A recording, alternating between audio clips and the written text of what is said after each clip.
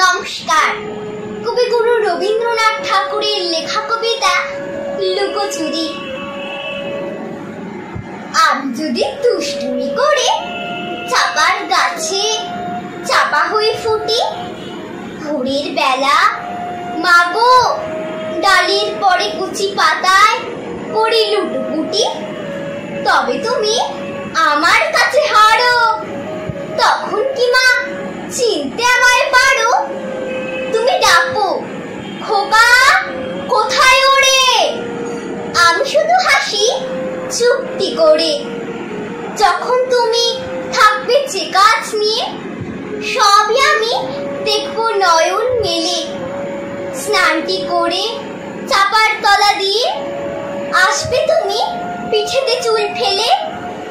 এখান দিয়ে পুজোর ঘরে যাবে, দূরের থেকে ফুলের গন্ধ পাবে। তখন তুমি বুঝতে পারবে না সে তোমার খোকার গায়ের গন্ধ আসে।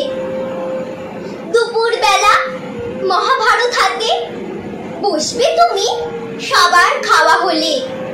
গাছের ছায়া ঘরের জানালাতে পড়বে সে তোমার পিঠে কোলে। আমি আমার ছোট্ট ছায়াখানি দোলাবো তোর বইয়ের পরে আনি।